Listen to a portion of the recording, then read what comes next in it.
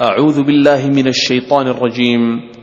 بسم الله الرحمن الرحيم.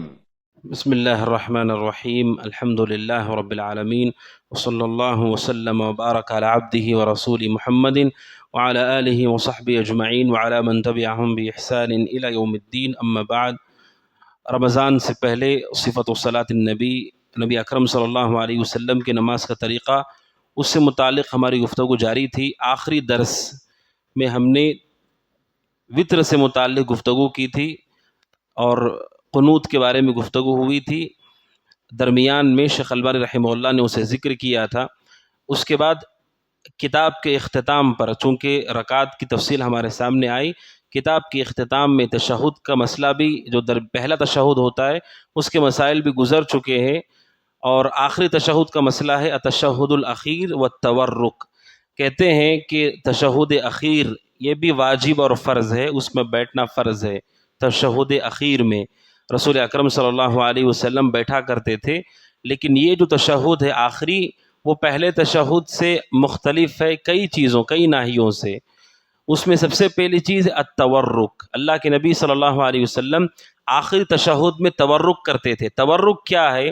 حضرت ابو حمید الساعدی رضی اللہ تعالیٰ عنہ کہتے ہیں کہ لوگوں سے انہوں نے کہا کہ میں تمہیں رسول اکرم صلی اللہ علیہ وسلم کے نماز کا طریقہ سکھاتا ہوں.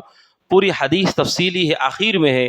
کہتے ہیں حتی اذا كانت الرکعۃ التي تنقضی فیہا الصلاۃ، کہتے ہیں جب اللہ کے نبی آخری رکعت میں پہنچتے جس میں نماز ختم ہو جائے گی، اخر رجلہ الیسریٰ، اللہ کے نبی اپنے لیفٹ پیر کو، بائیں پیر کو آپ کھینچ لیتے تھے، دور کر دیتے تھے. یعنی اللہ کے نبی بائیں پیر پر نہیں بیٹھتے تھے، لیفٹ پیر پر نہیں بیٹھتے تھے آخری تشہد میں. اور اللہ کے نبی وقعد علی شقہ متورکا، ایک پہلو پر اللہ کے نبی بیٹھا کرتے تورک کے طور پر. کیسے؟ جیسے آخری تشہد میں عام طور پر بیٹھتے ہیں اس طرح سے. اس میں ہوتا کیا ہے، جب آپ ایسے بیٹھتے ہیں تو اس حصے پر آپ بیٹھے ہوئے ہیں، آپ کے ایک حصے پر، اور آپ کا جو بایاں پیر ہے، لیفٹ پیر ہے، وہ آپ اس کے اوپر نہیں بیٹھے ہیں، اور دائیں پیر کے نیچے سے باہر آ جائے گا. اور باہر آنے کی بھی کچھ شکلیں ہیں، لیکن تورک میں ہوتا یہ ہے کہ تشہد اول میں لوگ لیفٹ پیر پر بیٹھتے ہیں، رائٹ پیر کھڑا کرتے ہیں.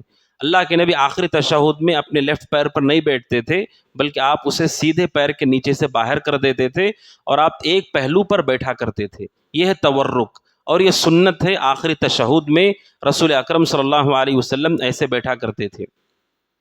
بعض لوگ کیا کرتے ہیں، فجر کی نماز ہے یا فجر کی سنت ہے یا پھر 2 رکعت والی نماز ہے، اس میں بھی وہ تورک کرتے ہیں. کیا اس میں تورک سنت ہے؟ اس میں تورک سنت نہیں ہے، یہ صرف تشہد اخیر میں ہے. اب حدیث کے لفظ یہ ہیں کہ اللہ کے نبی جب نماز ختم ہونے والی ہوتی تو ایسے بیٹھتے. تو اس سے کیا پتہ چلتا ہے؟ 2 رکعت میں بھی چونکہ دوسری رکعت میں نماز ختم ہو جا رہی ہے تو اس میں بھی بیٹھ سکتے ہیں. حقیقت میں یہ جو طریقہ حضرت ابو حمید الساعدی رضی اللہ عنہ نے بتایا ہے، وہ 2 تشہد والی نماز کا ہے. تشہد اخیر فجر میں نہیں ہوتا ہے، نہ تراویح کی نماز میں ہوتا ہے. تشہد اخیر کا مطلب آخری تشہد. اب فجر میں تو ایک ہی تشہد ہے، تراویح میں بھی ایک ہی تشہد ہے، تو آخری تشہد میں تورک ہے. چونکہ وہ ایک ہی تشہد ہے تو اس میں کوئی تورک نہیں ہے، لہٰذا آخری تشہد ہو، رسول اکرم صلی اللہ علیہ وسلم اس میں تورک کیا کرتے تھے. آپ کے بیٹھنے کا یہ طریقہ ہوتا تھا ایک. اور دوسرا یہ ہے کہ اس تشہد میں، آخری تشہد میں رسول اکرم صلی اللہ علیہ وسلم پر درود پڑھنا فرض ہے، رکن ہے. جو آدمی اللہ کے نبی پر آخری تشہد میں، یعنی جس میں وہ تورک کر رہا ہے یا اپنی نماز کو ختم کر رہا ہے، 2 رکعت والی نماز ہی کیوں نہ ہو، اس میں فرض ہے اس کے اوپر کہ وہ رسول اکرم صلی اللہ علیہ وسلم پر درود پڑھے. اللہ سبحانہ و تعالیٰ نے لوگوں کو حکم دیا ہے، یا ایھا الذین آمنوا صلوا علیہ وسلموا تسلیما، اے وہ لوگوں جو ایمان لائے ہو، صلو علیہ وسلموا تسلیما، اپنے نبی پر صلاۃ و سلام پڑھا کرو. یہ اللہ سبحانہ و تعالیٰ کا حکم ہے. اسی لیے رسول اکرم صلی اللہ علیہ وسلم سے متعلق یہ حدیث ہے، مسلم احمد میں اور دیگر کتب حدیث میں، صحیح مسلم میں بھی حدیث ہے. حضرت ابو مسعود انصاری رضی اللہ عنہ کہتے ہیں رسول اکرم صلی اللہ علیہ وسلم ہمارے پاس آئے، وَنَحْنُ فِي مَجْلِسِ سعد بن عبادہ، کہ ہم حضرت سعد بن عبادہ بشیر ابن سعد رضی اللہ عنہ کی مجلس میں بیٹھے ہوئے تھے. اللہ کے نبی ہمارے پاس آئے تو ہم نے اللہ کے نبی سے کہا، امرنا اللہ تعالی ان نصلی علیک، کہا اللہ کے نبی اللہ نے ہمیں حکم دیا ہے کہ آپ پر صلاۃ پڑھیں. نصلی علیک، اللہ نے ہمیں حکم دیا ہے. فکیف نصلی علیک، کہا اللہ کے نبی ہم کیسے آپ پر درود پڑھیں. صلو علیہ وسلموا تسلیما. اس کا مطلب صحابہ یہ سمجھتے تھے اس آیت میں ہمیں حکم دیا گیا یعنی یہ فرض ہے. اسی لیے صحابہ نے پوچھا اللہ کے نبی اللہ نے ہمیں حکم دیا ہے کیسے ہم اس پر عمل کریں. رسول اکرم صلی اللہ علیہ وسلم فسکت، اللہ کے نبی تھوڑی دیر کے لیے خاموش ہو گئے. صحابی رسول ابو مسعود کہتے ہیں یہاں تک کہ ہمیں افسوس ہوا کہ شاید ہمیں یہ سوال نہیں پوچھنا چاہیے تھا.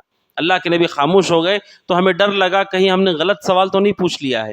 پھر اللہ کے نبی صلی اللہ علیہ وسلم نے کہا قولو، تمہیں ایسا کہنا چاہیے اللہم صلی علی محمد وعلی آل محمد کما صلیت علی آل ابراہیم وبارک علی محمد وعلی آل محمد کما بارکت علی آل ابراہیم فی العالمین انک حمید مجید والسلام کما علمتم.